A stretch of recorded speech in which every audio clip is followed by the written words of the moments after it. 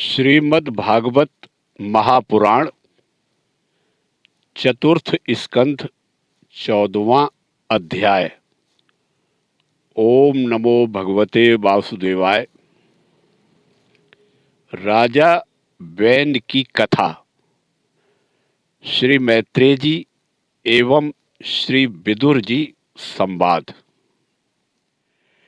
श्री मैत्रेय जी बोले, वीरवर विदुर जी, सभी लोकों की कुशल चाहने वाले भृगु आदि मुनियों ने देखा कि अंग के चले जाने से अब पृथ्वी की रक्षा करने वाला कोई नहीं रह गया है। सब लोग पशुओं के समान उच्छृंखल होते जा रहे हैं।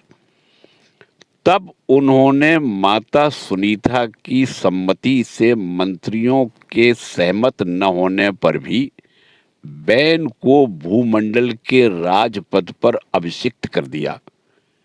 वैन बड़ा कठोर शासक था।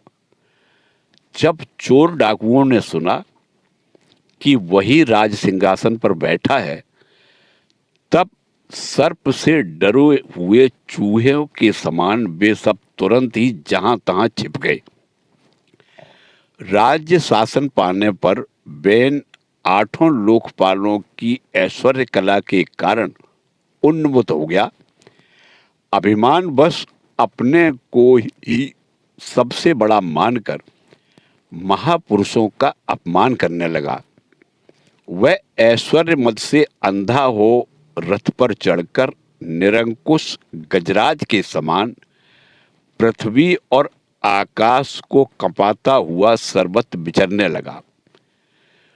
कोई भी द्विजाति वर्ण का पुरुष कभी किसी प्रकार का यज्ञ, दान और हवन न करे।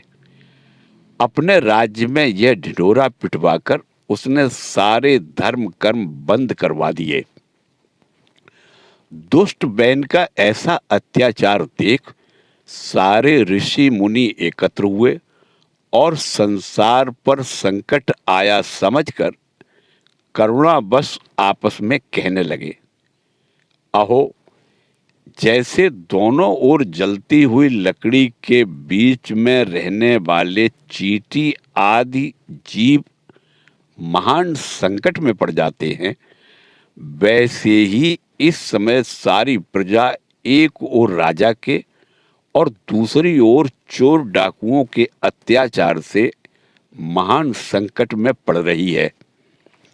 हमने अराजकता के भय से ही अयोग्य होने पर भी वैन को राजा बनाया था, किंतु अब उससे भी प्रजा को भय हो गया। ऐसी अवस्था में प्रजा को किस प्रकार सुख शांति मिल सकती है? सुनीता की कोख से उत्पन्न हुआ यह वैन स्वभाव से ही दुष्ट है, परंतु सांप को दूध पिलाने के समान इसको पालने वाले के लिए अनर्थ का कारण हो गया। हमने इसे प्रजा की रक्षा करने के लिए नियुक्त किया था, यह आज उसी को नष्ट करने पर तुला हुआ है। इतना सब विदित होने पर भी हमें इसे समझाना अवश्य चाहिए। ऐसा करने से इसके किए हुए पाप हमें स्पर्श नहीं करेंगे।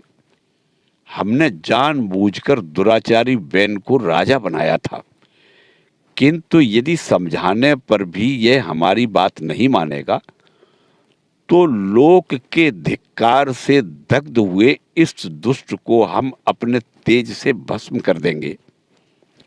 ऐसा विचार करके मुनि लोग वैन के पास गए और अपने क्रोध को छिपाकर उसे प्रिय वचनों से समझाते हुए इस प्रकार कहने लगे। मुनियों ने कहा, राजन, हम आपसे जो बात कहते हैं उस पर ध्यान दीजिए। इससे आपकी आयु, श्री, बल और कीर्ति की वृद्धि होगी। तात, यदि मनुष्य मन, वाणी, शरीर और बुद्धि से धर्म का आचरण करे तो उसे स्वर्ग आदि शोक रहित लोकों की प्राप्ति होती है। यदि उसका निष्काम भाव हो तब तो वही धर्म उसे अनंत मोक्ष पद पर पहुंचा देता है। इसलिए वीरवर, प्रजा का कल्याण रूप वह धर्म आपके कारण नष्ट नहीं होना चाहिए। धर्म के नष्ट होने से राजा भी ऐश्वर्य से च्युत हो जाता है। जो राजा दुष्ट मंत्री और चोर आदि से अपनी प्रजा की रक्षा करते हुए न्यायानुकूल कर लेता है, वह इस लोक में और परलोक में दोनों जगह सुख पाता है। जिसके राज्य अथवा नगर में वर्णाश्रम धर्मों का पालन करने वाले पुरुष स्वधर्म पालन के द्वारा भगवान यज्ञ पुरुष की आराधना करते हैं, महाभाग, अपनी आज्ञा का पालन करने वाले उस राजा से भगवान प्रसन्न रहते हैं, क्योंकि वे ही सारे विश्व की आत्मा तथा संपूर्ण भूतों के रक्षक हैं। भगवान ब्रह्मा आदि जगदीश्वरों के भी ईश्वर हैं। उनके प्रसन्न होने पर कोई भी वस्तु दुर्लभ नहीं रह जाती। तभी तो इंद्र आदि लोकपालों के सहित समस्त लोग उन्हें बड़े आदर से पूजोपहार समर्पण करते हैं। राजन, भगवान श्री हरि समस्त लोकपाल और यज्ञों के नियंता हैं। वे वेद त्रयी रूप, द्रव्य रूप और तप स्वरूप हैं। इसलिए आपके जो देशवासी आपकी उन्नति के लिए अनेक प्रकार के यज्ञों से भगवान का यजन करते हैं, आपको उनके अनुकूल ही रहना चाहिए। जब आपके राज्य में ब्राह्मण लोग यज्ञों का अनुष्ठान करेंगे, तब उनकी पूजा से प्रसन्न होकर भगवान के अंश स्वरूप देवता आपको मनचाहा फल देंगे। अतः वीरवर, आपको यज्ञादि धर्मानुष्ठान बंद करके देवताओं का तिरस्कार नहीं करना चाहिए। मुनियों की बात सुनकर बैन ने कहा, तुम लोग बड़े मूर्ख हो। खेद है, तुमने अधर्म में ही धर्म बुद्धि कर रखी है। तभी तो तुम जीविका देने वाले मुझ साक्षात पति को छोड़कर किसी दूसरे जार पति की उपासना करते हो। जो लोग मूर्खता बस राजा रूप परमेश्वर का अनादर करते हैं, उन्हें न तो इस लोक में सुख मिलता है और न परलोक में ही। अरे, जिसमें तुम लोगों की इतनी भक्ति है, वह यज्ञ पुरुष है कौन? यह तो ऐसी ही बात हुई जैसे कुलटा स्त्रियां अपने विवाहित पति से प्रेम न करके किसी पर पुरुष में आसक्त हो जाए। विष्णु, ब्रह्मा, महादेव, इंद्र, वायु, यम, सूर्य, मेघ, कुबेर, चंद्रमा, पृथ्वी, अग्नि और वरुण तथा इनके अतिरिक्त जो दूसरे वर और शाप देने में समर्थ देवता हैं, वे सब के सब राजा के शरीर में रहते हैं। इसलिए राजा सर्वदेवमय है और देवता उसके अंश मात्र हैं। इसलिए ब्राह्मणों, तुम मत्सरता छोड़कर अपने सभी कर्मों द्वारा एक मेरा ही पूजन करो और मुझी को बलि समर्पण करो। भला मेरे सिवा और कौन अग्र पूजा का अधिकारी हो सकता है? श्री मैत्रेय जी बोले, इस प्रकार विपरीत बुद्धि होने के कारण वह अत्यंत पापी और कुमार्गामी हो गया था। उसका पुण्य क्षीण हो चुका था। इसलिए मुनियों के बहुत विनय पूर्वक प्रार्थना करने पर भी उसने उनकी बात पर ध्यान नहीं दिया। कल्याण रूप विदुर जी, अपने को बड़ा बुद्धिमान समझने वाले वेन ने जब उन मुनियों का इस प्रकार अपमान किया, तब अपनी मांग को व्यर्थ हुई देख वे उस पर अत्यंत कुपित हो गए। मार डालो, इस स्वभाव से ही दुष्ट पापी को मार डालो। यदि यह जीता रह गया तो कुछ ही दिनों में संसार को अवश्य भस्म कर डालेगा। यह दुराचारी किसी प्रकार राज सिंहासन के योग्य नहीं है, क्योंकि यह निर्लज्ज साक्षात यज्ञपति श्री विष्णु भगवान की निंदा करता है। अहो, जिनकी कृपा से इसे ऐसा ऐश्वर्य मिला, उन श्री हरि की निंदा अभागे बैन को छोड़कर और कौन कर सकता है। इस प्रकार अपने छिपे हुए क्रोध को प्रकट कर उन्होंने उसे मारने का निश्चय कर लिया। वह तो भगवान की निंदा करने के कारण पहले ही मर चुका था, इसलिए केवल हुंकारों से ही उन्होंने उसका काम तमाम कर दिया। जब मुनिगण अपने अपने आश्रमों को चले गए, तब इधर बैन की शोकाकुला माता सुनीता मंत्र आदि के बल से तथा अन्य युक्तियों से अपने पुत्र के शव की रक्षा करने लगी।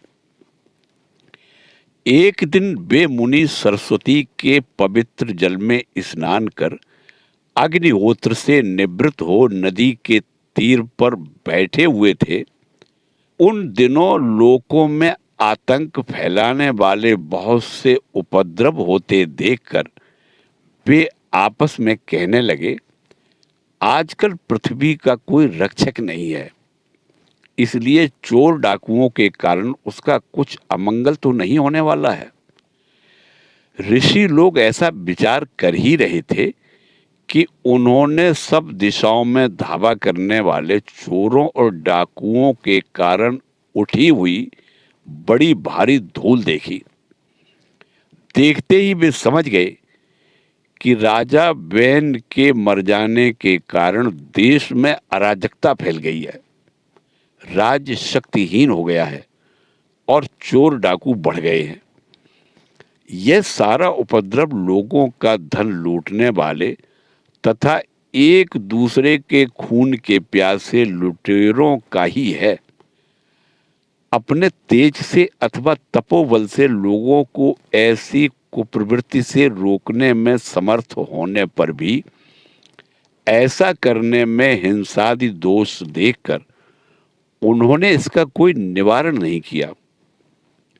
फिर सोचा कि ब्राह्मण यदि समदर्शी और शांत स्वभाव भी हो, तो भी दीनों की उपेक्षा करने से उसका तप उसी प्रकार नष्ट हो जाता है जैसे फूटे हुए घड़े में से जल बह जाता है। फिर राजर्षि अंग का वंश भी नष्ट नहीं होना चाहिए, क्योंकि इसमें अनेक अमोघ शक्ति और भगवत परायण राजा हो चुके हैं। ऐसा निश्चय कर उन्होंने मृत राजा की जांघ को बड़े जोर से मथा और उसमें से एक बौना पुरुष उत्पन्न हुआ। वह कौवे के समान काला था। उसके सभी अंग और खासकर भुजाएं बहुत मोटी थी, जबड़े बहुत बड़े, टांगें छोटी, नाक चपटी, नेत्र लाल और केश तांबे के रंग के थे। उसने बड़ी दीनता और नम्रता से पूछा कि मैं क्या करूं? तो ऋषियों ने कहा, निषीद अर्थात बैठ जा। इसी से वह निषाद कहलाया। उसने जन्म लेते ही राजा बैन के भयंकर पापों को अपने ऊपर ले लिया, इसलिए उसके वंशधर नैषाद भी हिंसा, लूटपाट आदि पाप कर्मों में रत रहते हैं।